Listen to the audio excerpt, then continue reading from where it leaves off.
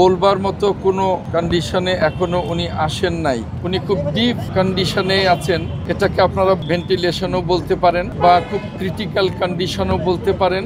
সারা জাতির কাছে দোয়া চাই ম্যাডাম যেন আমাদের মাঝে ফিরে আসতে পারেন। ফাইট করছেন তিনি আমাদের মাঝে ফিরে আসার জন্য। এখনো অবস্থা অত্যন্ত ক্রিটিক্যালি আছেন, এখনো বলবার মতো কোনো কন্ডিশনে এখনো উনি আসেন নাই। সারা জাতির কাছে দোয়া চাই ম্যাডাম যেন আমাদের মাঝে ফিরে আসতে পারেন। বলা যায় উনি খুব ডিপ কন্ডিশনে।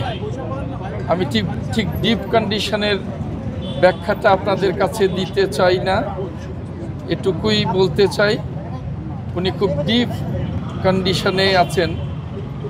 এটাকে আপনারা ভেন্টিলেশনও বলতে পারেন বা খুব ক্রিটিক্যাল কন্ডিশনও বলতে পারেন। এই মুহূর্তে সারা জাতির কাছে দোয়া চাওয়া ছাড়া আর কিছু বলার নেই। ডাক্তাররা ক্লান্তিহীনভাবে চিকিৎসা দিচ্ছেন।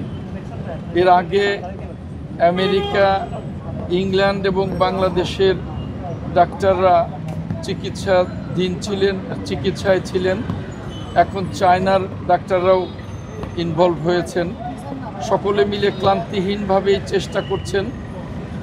বাদবাকি আল্লাহ ভরসা। এই ক্রিটিক্যাল কন্ডিশন থেকে ম্যাডাম যেন আমাদের মাঝে পরিপূর্ণ সুস্থ হয়ে ফিরে আসতে পারেন, এটাই আল্লাহ রাব্বুল আলামিনের কাছে একমাত্র কামনা। ধন্যবাদ।